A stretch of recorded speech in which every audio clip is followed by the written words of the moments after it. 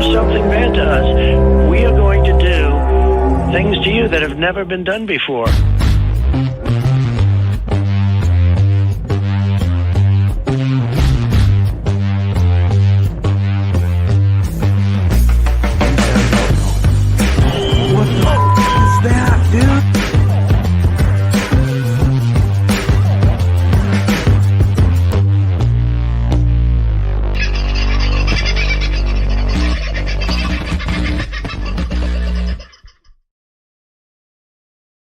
Well, howdy, folks. How are you this very fine day? I hope life, the universe, and everything is going well. I don't mean to not be looking at you. I'm just trying to set something up on another screen here at the moment to make life a little easier for me in the long run.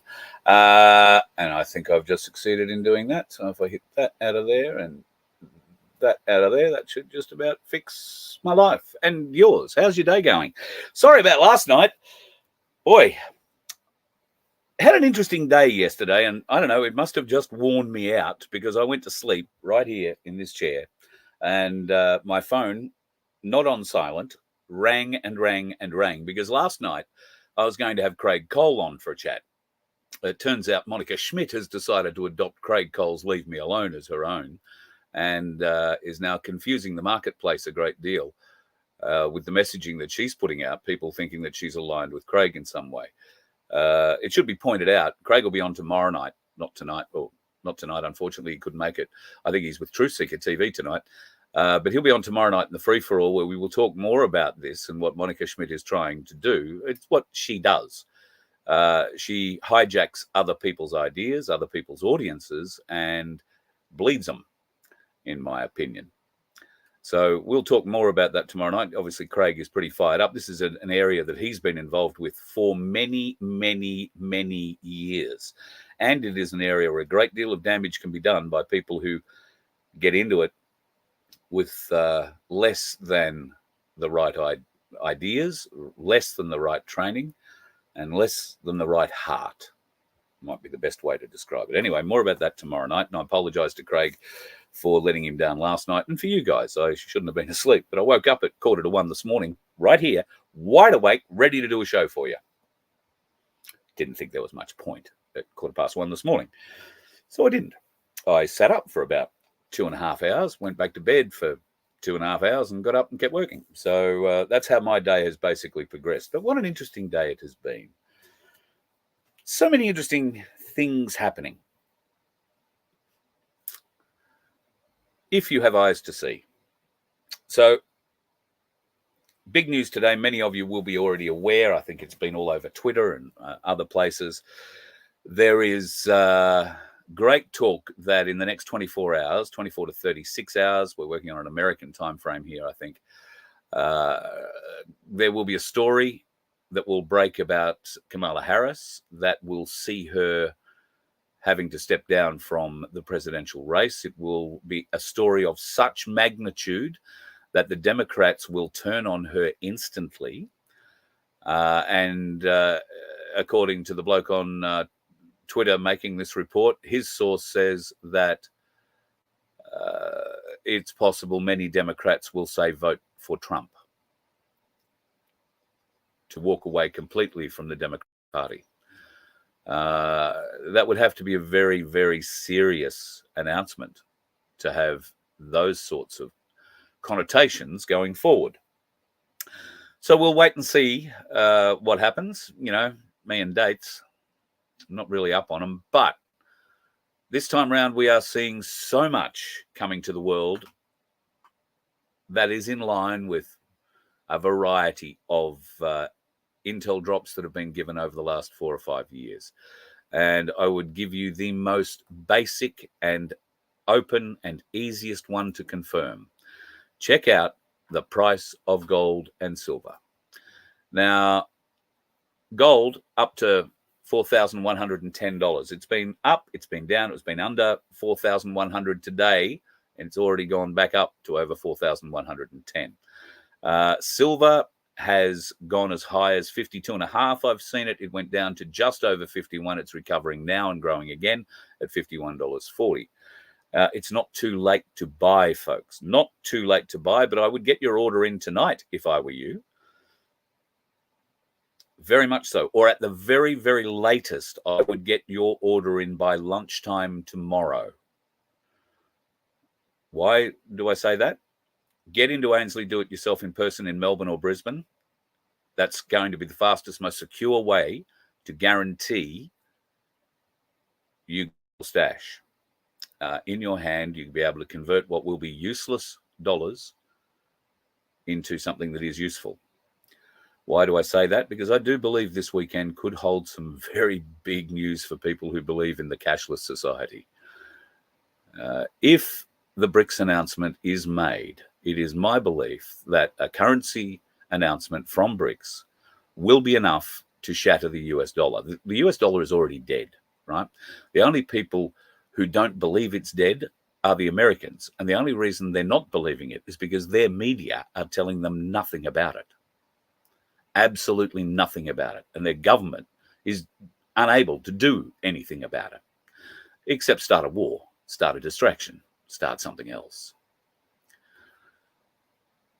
So watch this space. In the next 24, 36 hours, that story about Kamala Harris followed rapidly by many other things. Now, the predictions we were talking about the other day were based on American timeframes,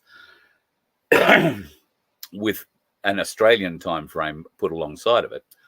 So the time frames for arrests and public announcements, EBSs and all that sort of stuff was the 24th to the 26th of this month, October. So it's just gone the 24th, I think, or very close to just going the 24th in America. When we wake up tomorrow morning, who knows what will have happened. But I suspect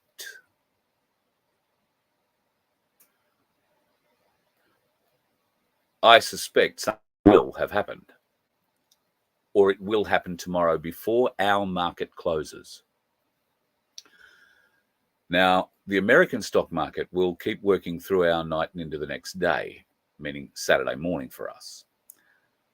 But if this crash happens, I would expect the American stock market to crash as much as 20 points pretty much instantly, and for them to close the market. I think the Australian market will close on the back of that. There will also be a huge crash there. The plan would be to keep it closed over the weekend. That would be their plan, to keep it closed over the weekend, so let the market volatility settle out, open again on Monday morning, and hope that everything comes back. But it won't. I don't even know that it will get to open again on Monday morning. But they might let it have another go and take the last little bit of liquidity out of it that they possibly can to make sure that the stock market is dead. That will be the goal, to kill the stock market. Now, for those people who are heavily invested in stocks, and if that's where your super still is, like where Big Super is, well, I don't know what to say. We've been talking about getting your money into self-managed super funds for years. This could just be the point of no return now. But I'd get it in train anyway. We've had plenty of predictions that have not worked out in the past. But rest assured, it is inevitable that this will happen. Inevitable. The time frame may differ, but it is inevitable that this will happen. All the signs point to it. All the signs. So be very aware of the next 24, 36 hours. If you have the opportunity to go and get a little bit more gold or a little bit more silver, go and do it. If you can go into an Ainsley Bullion office and get it in your hand tomorrow, that's what I would be doing. If you order tonight, your order will be placed tonight at these prices tonight, and your order will be ready for pickup tomorrow or shipped out to you tomorrow. But you will get it at these prices. And that's what I'm getting at. These prices are good still, even though many people will say, well, I've made $20 on what I paid for my coins only a couple of years ago. Well, that's great, but there is a lot more to come. There is talk that it'll go to $150 an ounce. That's silver, $150 an ounce by the end of the weekend. There is talk of $700 an ounce before the end of the year. And then there is talk of exponential increases in the new year once the true malfeasance of the suppression of silver becomes public knowledge. And then the true value of silver will be allowed to return to the market. And that's where you will see 4-figure numbers per ounce that could rival gold. In fact, many of the professionals predict, and Ainsley Bullion will say the same thing, they expect a rebound that could be as high as gold or even higher briefly before it comes back and settles into a natural state in the market. And that natural state will be a lot more than $51.40 an ounce.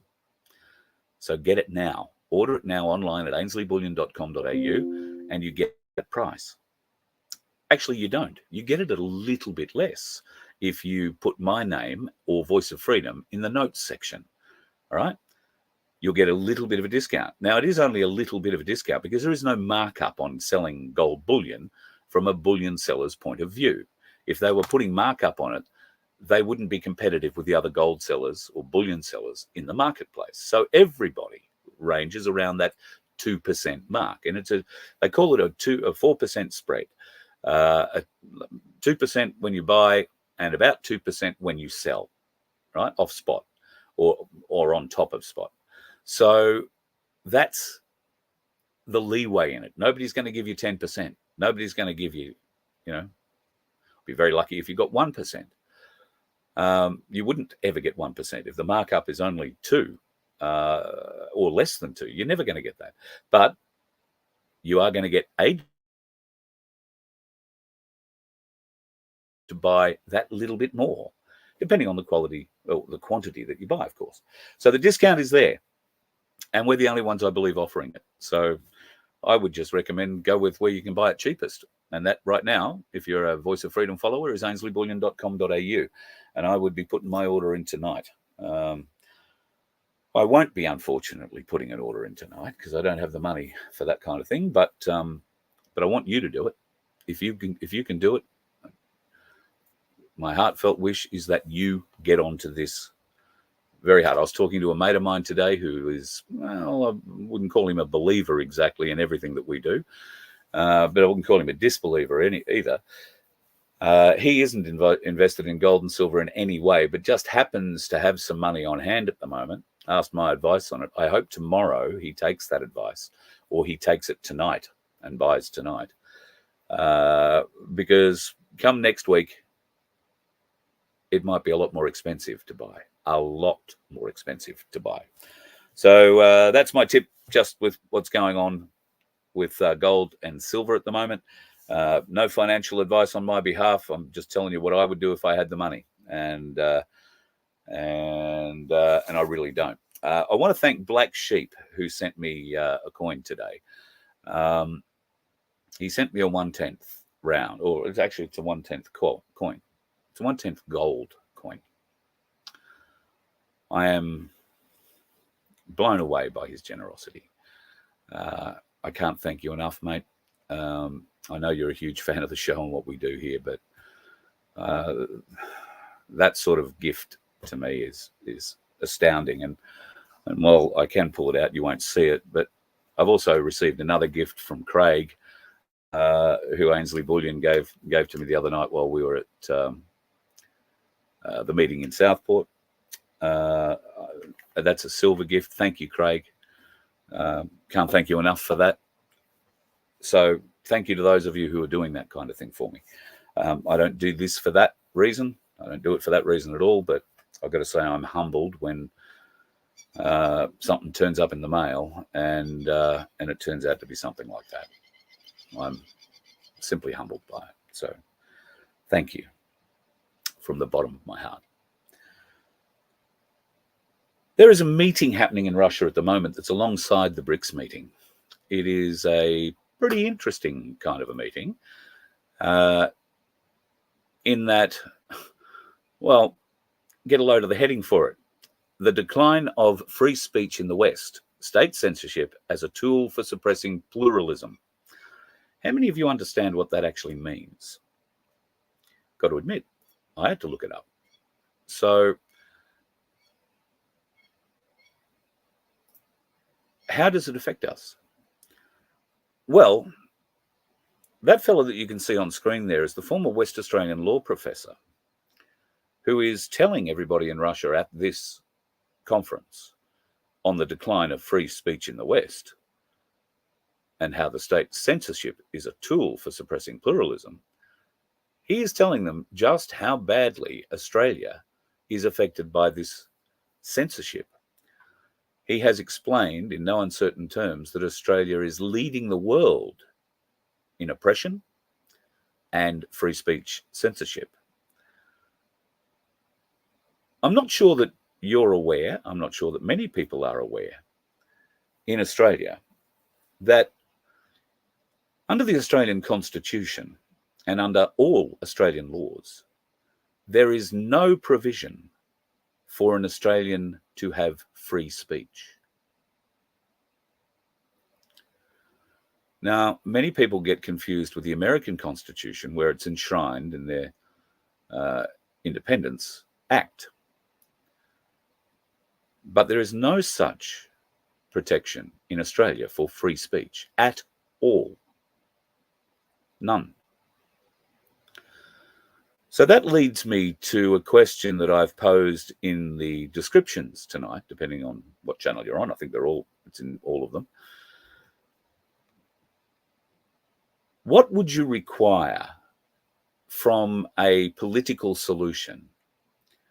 Be that a group of independents, loosely branded together, or a political, and I say this with a bit of soap on my tongue, ready to wash my mouth out, political party with dedicated ideas, principles, policies for Australia. What would you require from any group who put themselves up as that party or that independent group? What would you require from them before you would give them your vote? Now, I'm speaking to people now who, like myself, will choose not to vote at an election because they don't believe there is anybody worth voting for. I'm talking to the disenfranchised voters that have seen what the major parties have done with their vote previously and understand that the major parties are not reflecting modern Australian people's views or needs in our communities. Instead, we have a political mafia in Canberra, let's call them the Canberra Mafia, who control Australia's purse strings and hand out billions and billions of our dollars. Well, they're not really our dollars. They're billions and billions of dollars we are in debt to a central bank for and will continue having to pay higher and higher taxes to cover into the future. They've just given away 49 Abrams M1A1 tanks to the tune, I think, of about $170+ million. Lifting our overall contribution to Ukraine, who, as near as I can tell, have done absolutely fuck all for Australia in the past, lifting the contribution to their little pissant in the snow fight with Russia to over $400 billion. We have people sleeping on the streets in Brisbane who are now in such a state where they're fighting, there are stabbings, there are tents being set on fire. It is unsafe in our tent cities in Brisbane now. And I'm sure it is unsafe in the tent cities of Sydney, of Melbourne, of Adelaide, of Cairns, of Townsville, of many cities around Australia, where people who once were able to afford a reasonable rent for a reasonable house have been deliberately moved out, replaced with a steady stream of immigrants who are cashed up and able to buy or to pay exorbitant rent.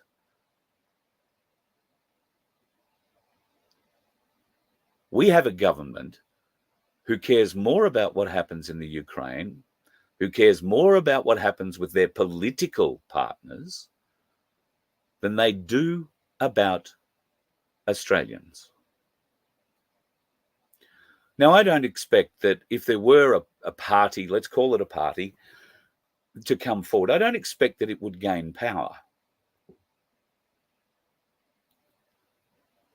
Balance of power would be a wonderful thing, a goal to aspire to have enough people in said parliament to gain the balance of power, to make sure that whatever laws were being put forward are for the people, not to punish the people, not to control the people, but to assist the people. What would you require from a political party to show that you trust them with your vote? For mine, there are a few things that I would require. I would require that any party that I would give my vote for would strive to introduce a law that enables and covers and protects Australians' free speech.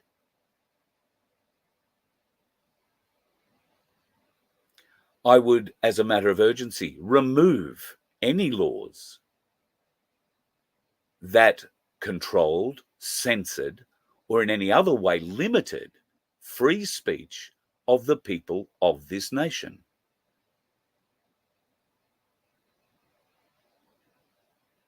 I may not always agree with what free speeching people say, but I will always fight for their right to say it. As I believe most of us would. We may not like some stuff, but it doesn't mean you've got to vote for it. But you should have a right to say it, if that's what you feel. Donna, you've put up admission of guilt of the crimes committed before they step down, no ongoing benefits.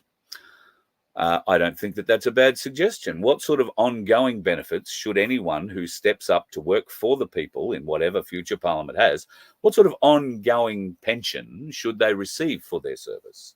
Should they receive any?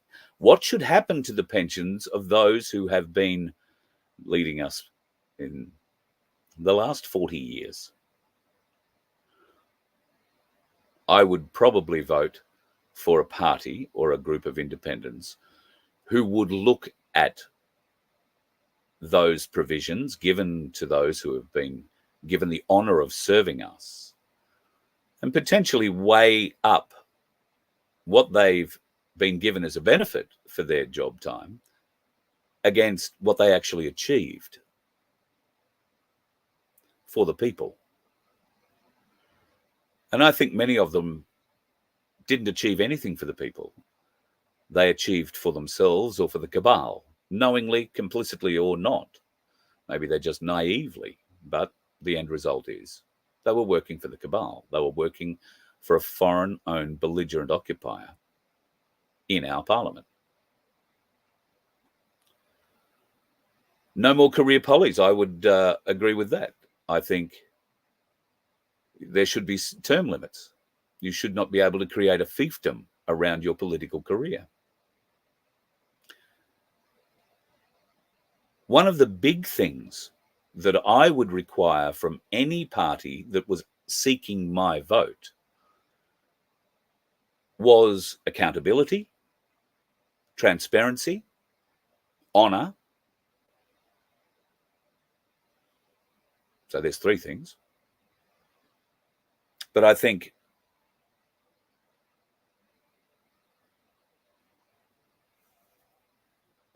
probably one of the most significant things I would require from a party putting forward themselves to represent we the people in that place is a plan to introduce consequences to those people that come to things like Senate estimates and tell lies. And they might be caught out in one or two estimates meetings later when their lie is told.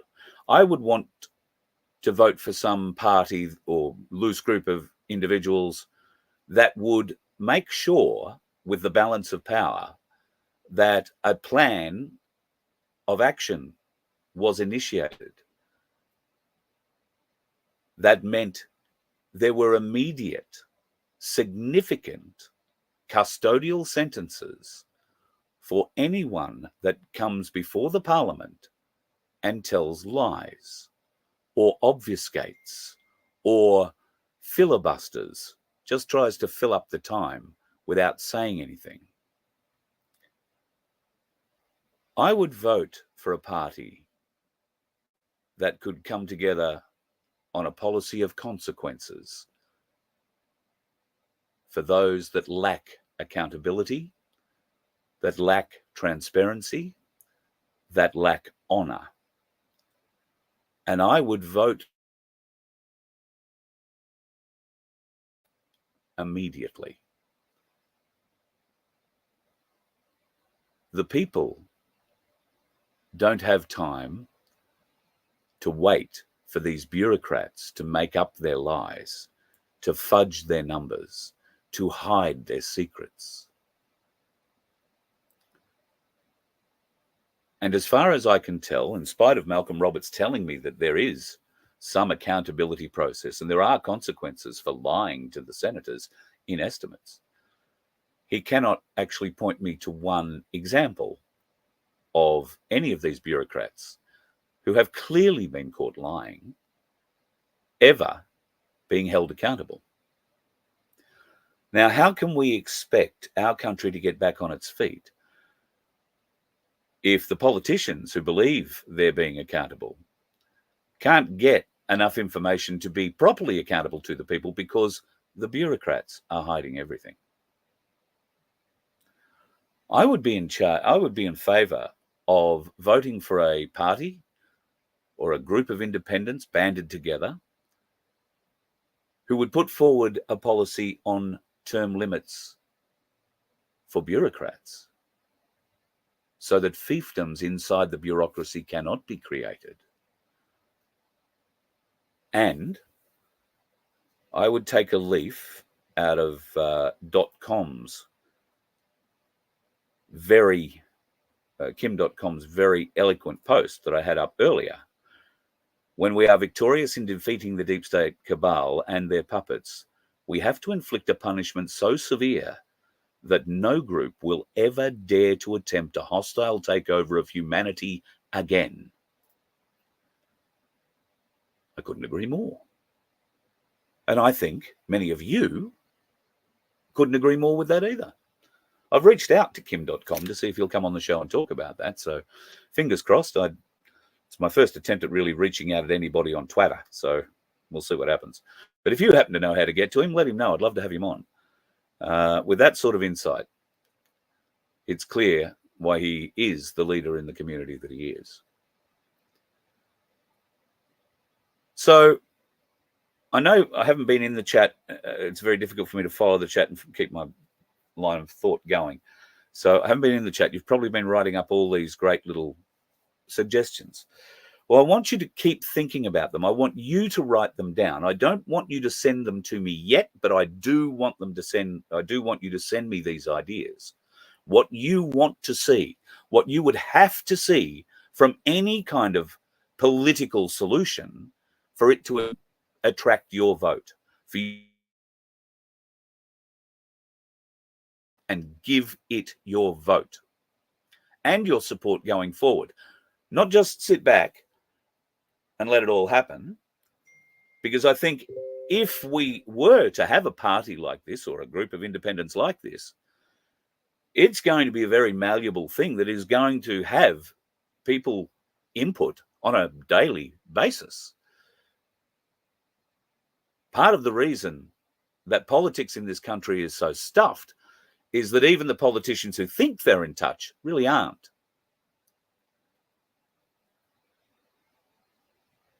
Not in touch with the people that I deal with anyway. They might be in touch with a lot of people who aren't awake.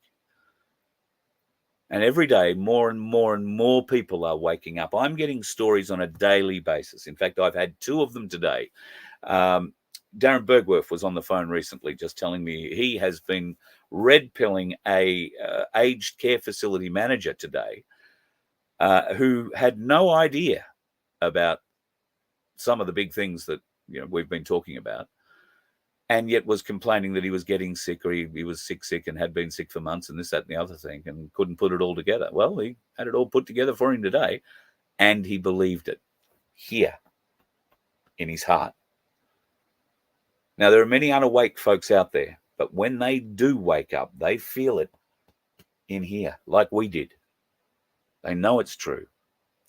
Now, whether or not they're strong enough mentally to take that on and deal with that and understand that, yes, as appalling as it sounds, there is a group of elites trying to kill us in the world. And all of the connotations that come from that knowledge, when you feel it, you know it's real. You know it's true, and there is no escaping it. In fact, once that fire is lit, it only gets hotter, it only gets bigger, and your thirst for knowledge about it will get bigger. And I'm sure that that's what's happened with this fella that Darren red-pilled today, and the others who've emailed me for people that they've met. In fact, Black Sheep was one of them. He was and willingly red-pilling, or being red-pilled, was his post office guy the other day. More people are open to the conversation. Let's not scare them, but let's be honest with them. And do they really think that those people they've been voting for all these years are doing the right thing by the people? What's the government wastage? I mean, I'm just talking about Ukraine, and we're talking $400 billion there. But there is so much more wastage. What about, those road projects that cost $600 million to finish 2 kilometers of road when the real price is $300 million? Where's that other $300 million go? Well, it goes into all sorts of different pockets. But that's the kind of government mismanagement and waste that needs to end. That sort of corporate corruption. I'm not talking about the one-off, single business owner who contracts into the government now again and do so at a fair and reasonable standard rate. No, I'm talking about the behind-the-scenes negotiations for the big jobs. We're talking the multi-billion-dollar jobs, those big road infrastructure projects. They're overpriced. But the money is paid, no questions asked. And where does it go? Well, if my research indicates anything, start looking at the unions. Then it gets funneled out through them, back into politicians, back through them into other business people, back to the politicians. There's kickbacks at every level. And I've had whistleblowers contact me in the past 7 days saying this has happened to me. I have been sitting at the table where we've doing a deal with government people, and then they say at the end of it, well, what are you giving back to us? For us to give you this contract, what are you giving back to us? It is that blatant, the corruption. And that's on a local council level right through to a federal level, where these people are now ballsy enough to say, well, what's in it for me? What else are you kicking back? Well, I would require accountability from a party that would stop that sort of abusive process and make sure that the consequences were severe enough so that anybody who attempted it again would think very, very, very hard about doing it. What would you need from a party to attract your vote? If you're like me, disenfranchised from voting completely, I can't see a party worth voting for. I've got to say I am supremely disappointed in One Nation. And while I hope that they do very well at this Queensland election coming up this weekend, I am extremely disappointed in their organisation. Nothing to do with Malcolm Roberts. He seems to be pretty good. But I've had conversations with people in the head of their back area, if you like, made offers to help and support them, had long telephone conversation, sent emails, full details, props, the whole thing. Never heard a word back. Not a word. Now, I don't care whether or not they wanted to use my help or not. The fact was I was prepared to offer it to help see if we could make a difference on the crossbenchers in Queensland, to give the people a voice. But One Nation seem to think they're strong enough by themselves to do it, and maybe they are with the Katter Party as well. God, I'm praying for something to give the people, all parties, a balance of power so that whoever gets elected, Labor or Liberal, to run this state on the weekend is overseen by people who I have absolutely no faith will hold them accountable. You can see why I might be disenfranchised and why you might be disenfranchised from voting. What I'm asking you is, what do you need to see? So write down your suggestions now, but don't send them to me yet. I want you to talk about them amongst you, your friends, your family over the next 24 hours. Tomorrow, I'm going to give you an email address to send those suggestions to. Don't even call them suggestions, call them demands. What do you demand from a party that plans to represent the people? What do you demand from them? Not suggest. What do you bloody well demand?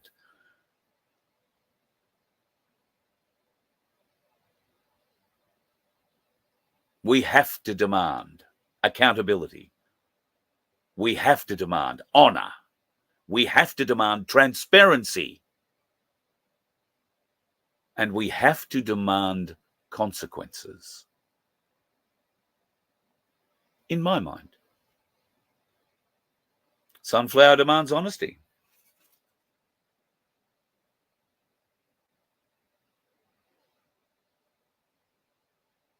John's Lames isn't a bad idea. Although I haven't seen the latest iteration of it. God knows what it says, but the first couple weren't bad.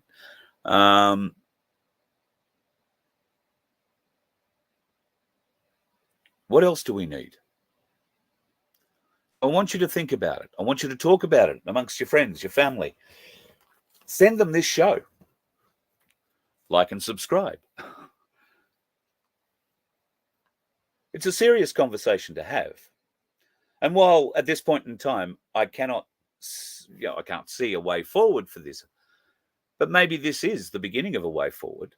Maybe if enough of you can make these sorts of suggestions to me, and the reason we're not asking you to send these suggestions or these demands, I beg your pardon, these demands tonight, is because Vince is migrating all our servers over from something we don't like to something we do like. So we are going to miss emails if you send them today. So we'll have a new email address for you, not mine as such. We'll have an email specifically for this in tomorrow night's show. In fact, it may happen during the day tomorrow. And if that happens, I'll have Vince on for a quick chat during the day for a live, and we'll explain suggestions through. Very keen to hear what your demands are. I keep saying suggestions. Forgive me. They have to be demands. I demand accountability. I demand transparency. I demand consequences for people who would lie to those entrusted to work for we the people. And I would demand severe consequences, as Kim.com says, to stop anybody ever thinking of doing this sort of shit to us again.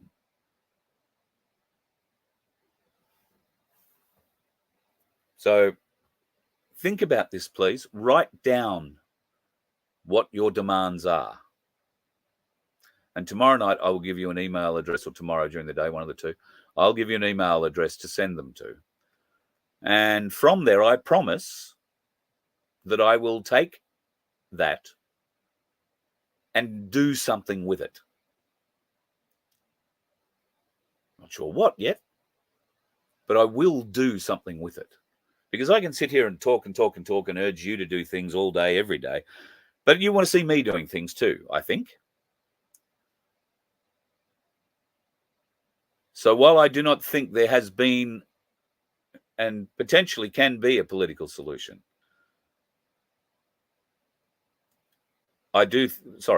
while I haven't believed there can be a political solution, I do believe now there is a way forward politically. But it requires every disenfranchised voter, every person who's got no interest in politics, couldn't care less what happens, to not waste their vote by drawing a dick or a donkey on it. Hello, Sandy. No offense to the donkeys. We need to talk to those people and bring them on board. They're the votes we need, as much as the political parties need the Freedom Party vote, the Freedom Group vote. Well, I don't think there is anybody in Australia at the moment that would attract the Freedom vote. Do you? So if we're going to have that, we've got to create it, obviously. So if we're going to create it, then shouldn't we create a list of demands that we require from that which we create? And then if there are people who are willing to agree to that list of demands, if you put your hand up to serve the people, you will agree to those list of demands: honesty, transparency, accountability, consequences, and more, I suspect. Let's do it. Kirk, A1 and Bosie. You can ask all you like, but I think you've got to go to America and talk to somebody he's talking to over there, because as near as I can tell, he's not talking to anybody in Australia outside of himself. And, well, he doesn't get asked any hard questions there, nor does he in America, interestingly enough. Bosie, as far as I'm concerned, is a non-event in any political solution going forward, unless he's prepared to work within the system, not lead it. I think we've proved we can't have a leader who can't communicate. We need a leader who can communicate, who is willing to answer questions, be seen by the public, and work for us. I don't believe that Rick is that person. He has not shown in the entire time that A1 has been up and gathering members, which to one point was pretty successful. But I can tell you now, you hold both your hands up and maybe one of your feet, and you'll be able to count higher than the actual number of paid up members in A1. That's my understanding and belief. So it is a non-event, a non-argument, a non-everything. Could Bosie have a role to play? Yes, I agree, he probably could, but it will not be as a leader. I couldn't trust a man who refuses to communicate. And a few other things about him, which we're not going into tonight because it's not a Bosie bashing session. I don't want this to be a Bosie bashing session, nor do I want it to be a John Wilson bashing session, because I have no interest in bashing either of them. John Wilson's log of claims, great idea, still in the background. What's happened with it? Absolutely nothing as far as I am aware. But I have been excluded from John's little circle now for over 12 months, I think. I don't know. Don't know when he really excluded me. And near as I can tell, his group is dying a natural death as well. He has a small group of women behind him that are tireless in their efforts in supporting him, and that's wonderful. I commend all of them. I can't see it working. I can't see them attracting anything that is going to make a difference. And I'm not saying I can or am either. Maybe what we need as part of the demands, obviously, is for us all to come together. And I am certainly of the belief that John has things to offer. Bosie has things to offer. But at the moment, they don't put themselves out to talk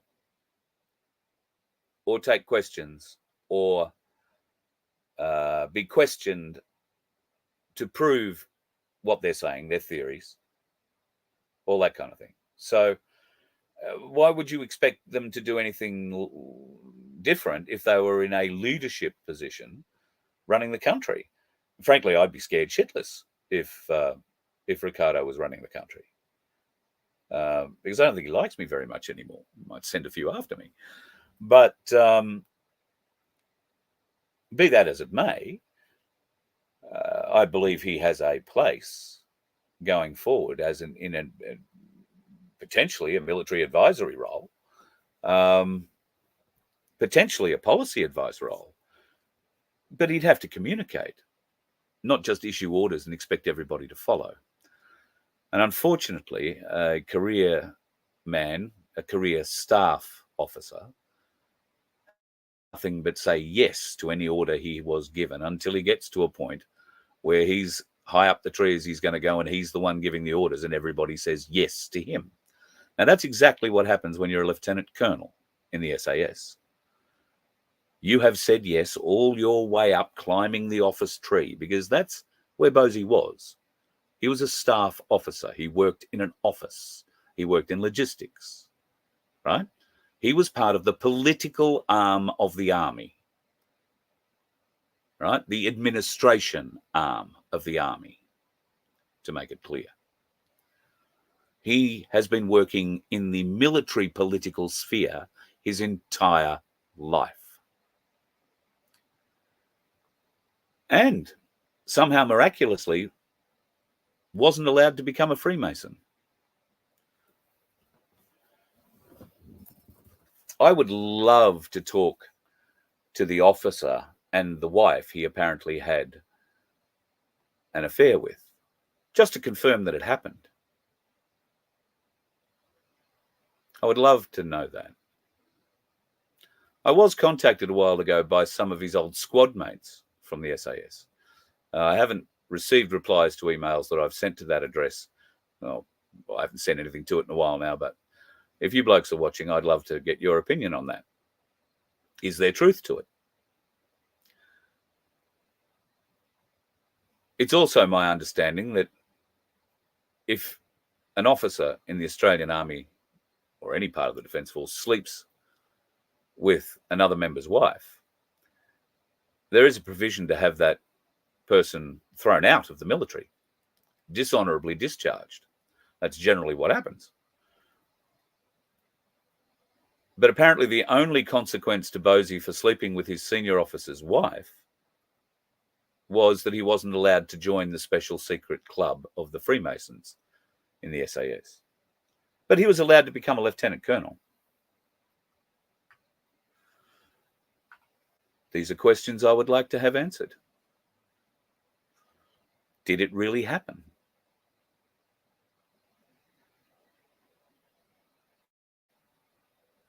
So that's, I don't think it's an unrealistic question to ask. But it's never asked, because when Bosie put that question out there, it shuts down all conversation. Oh, this is an embarrassing story to tell my wife, and he looks over and Rhiannon shakes her head and looks up. It's an embarrassing story to tell in front of my wife. And it is. That's why people don't ask him about it, because he sets it up. Oh, it embarrasses my wife if I talk about this. So nobody goes to him and actually asks him about it. Give detail about it. That's just from the outside looking in. It may all be true. You might be able to become a lieutenant colonel in the SAS after sleeping with a senior officer's wife and not being allowed to become a Freemason. It might be possible. It might be possible. But it's not the kind of bloke I'd like leading the country, or potentially a political party. I can see that he would have great benefits to a political party, but certainly not leading it. Not leading it. So think about those things, folks. Think about what you need, what you would need so that your vote, you've given the strength and love from your heart for change. What would it take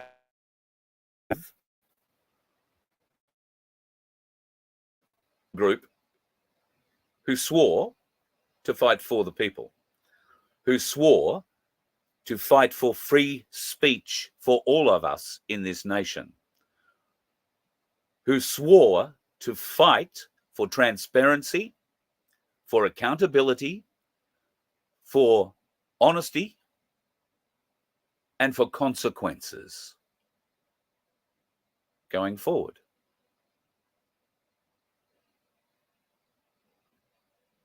Would you give a first-term party the balance of power? The balance of power for the people. The BOP party. How would that be? Balance of power party. Murray, you're right. I don't think there's an honest one amongst them either. No, I think there's maybe one or two honest ones amongst them, but I don't think that any of them are up for the job. Nobody, if they were, they'd be voting for transparency, honesty, and accountability now, and consequences. But for whatever reason, whether the system suppresses them from doing it or oppresses them from doing it, whether the will to actually follow through political sphere, well, we need stronger people then, don't we? They're clearly not sitting in power now, those strong people, because if they were strong for the people, we wouldn't be in this shit place.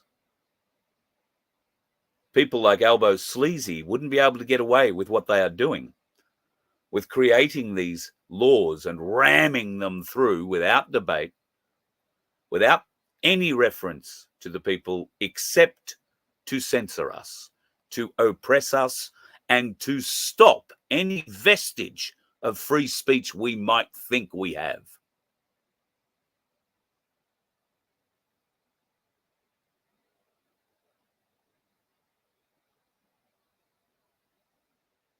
Have a think about what I've said and see whether or not you can come up with one reference anywhere in the world of a political party or organization that really never wanted a political solution but still put forward a party.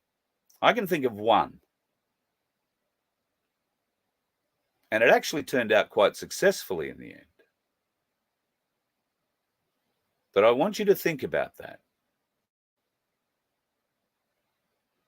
There has been a successful model for a party for the people, let's call it, to come in and make a difference. The one I'm thinking of is not necessarily a party for all the people, just some of them, but it did work. Kirk, you will see, I think you'll see, and including Stephen Spears, I hope. Already gone and seen Stephen Spears' channel. I highly recommend that you go and have a look at some of his most recent videos. He's excelling with the knowledge he's putting out, and he's telling it in a way that isn't offending people. I commend him. He has learned a great deal on his presentation skills, and the information he is giving is hard to accept in some cases. But go and check it out. Locusts and Honey is the name of his channel on YouTube, and like and subscribe that one too. Give us a like and subscribe on whatever channel you're watching at the moment too. That would be a bloody great idea. Look, Rod Cullerton, I wouldn't say Rod is full of it. Rod has put a lot of time into the common law side of things, and there is a great deal of evidence that Rod personally, I think, in some instances has gained, and others close to him have gained directly from England. Little things like the Australia Act being proclaimed on a Sunday in the UK, when no parliament sits on a Sunday. The calling out of the lie at the time when Maggie Thatcher said the people of Australia and the two states who had to have referendums to agree to the Australia Act had those referendums. They hadn't. That was called out 3 times in the parliament by observers sitting in the stands and ignored on a Sunday. it's interesting what that actually means when people get their heads around it. It means that it's all unlawful and can be all undone with a flick of a switch with some honest people keeping the bastards honest in government. We need people to change. We know the politicians aren't going to do it. So therefore, people like you to step up and be part of this. And the hell's it going to be? So that's what this whole night I really want to be about, is your suggestions, your demands of what is required of a party to get your vote. Especially if you're not a voter now, that you're prepared to pay the fine or just hold the finger up, make an excuse they agree with and walk away. Well, I want to be able to offer a solution to those kinds of voters, because that's me. And I think there's a lot of us. I think there is a shitload of us. Now, some may not be as far down the rabbit holes as many of us are. They don't have to be. We don't have to be the radical rabbit hole dwellers, all right? What we have to be is socially responsible and respectful to our fellow Australians. Honest, transparent, accountable, and aware of the consequences should we decide to do things for ourselves. There needs to be consequences. I hope you, your family, your friends, please send this show to others to comment on, and come back tomorrow night for the next show, whether it's tomorrow during the day when I talk to Vince about the email address you can send these demands to, or tomorrow night in the free-for-all when Craig Cole will be joining us, and we'll talk more about what the interloper Monica Schmidt is trying to do, just what she always does, try and steal somebody else's idea and make some money for herself out of it. So just be aware that that's going to be an interesting chat tomorrow night, I think. Sharon, thank you. Look forward to hopefully getting your email. But Vince has asked, please don't flood me with emails tonight. He is transferring our entire system off one server network, and it's going to a server he has, I think, built for us. So we will be self-contained, and the only person who we need permission to stay on the air from is Vince, rather than anybody else. So please just take your time with the emails tonight. Wait until tomorrow. We'll set up an email address specifically for this, so that they're easily found, and I can see what those demands are, put together a list of those demands. It will be interesting to see how many people come up with the same things, and I'll try and do a number count for that so that we can get an idea of the support for it. Now, I don't expect there to be 10,000 people sending me emails. I mean, there's probably going to be, I don't know, let's call it, in the next 24 hours, let's call it maybe 5,000 or 6,000 people will see this show in the next 24 hours. So if after that time you've had time to digest and send an email, then hopefully we're not going to crash the system. I don't think we will. If we work on the old radio adage, 1 in 10 of you might send an email, which isn't terribly supportive.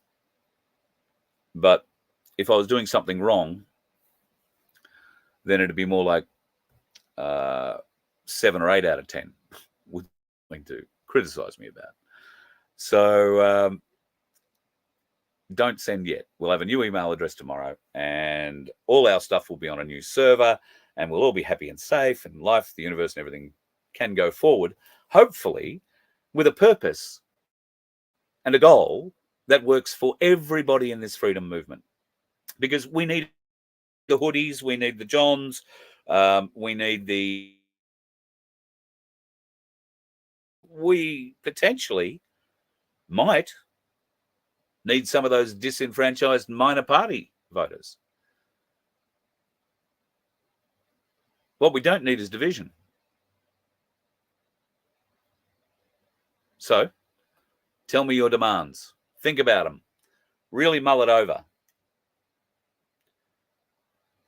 And then, if you are going to do that email, if you are going to think about these demands and genuinely think about them, genuinely put some desire into them, manifest them, if you like. Horrible word, but manifest them, if you like. We can make this real. It can't be just me. It's going to require many of you. But maybe once we see what these demands are, we can formulate something we can get behind in our communities. And 1, 2, 20, 200 of you will stand up and say, yes, I want to be part of that. I'm prepared to be accountable. I'm prepared to be honorable. I'm prepared to be transparent, and I am aware of the consequences and agree with them. I stand ready in honor to serve you. How many of you are ready to say the same? That's what this will come to. Or are you just apathetic enough to say, fuck it, let it go with whoever wins? I hope you're better than that. I know you're better than that. You're my audience. I know you're a lot better than that. You are a very articulated mob. Articulated? That means you bend a bit. No, you're a very articulate mob. And I especially enjoy emails from a number of you who I trust and welcome suggestions, advice, comments, queries about the current matters. In fact, I started communicating with one of you today that I respect very highly. Another thing that has to be part of what we bring to whatever is coming forward is an acknowledgement of God and God's place in all of this. So tonight, I am going to say my prayer to God to give you the strength, the power, the wisdom, the love to come up with a list of demands that will help me build something that you can vote for and trust. Can you help me do that? If you can help me do that, I promise you, as one of the first orders of business in any parliament that we get to become a balance of power in, I will do something about the dickheads on the roads. You let one ant stand up to us, then they all might stand up.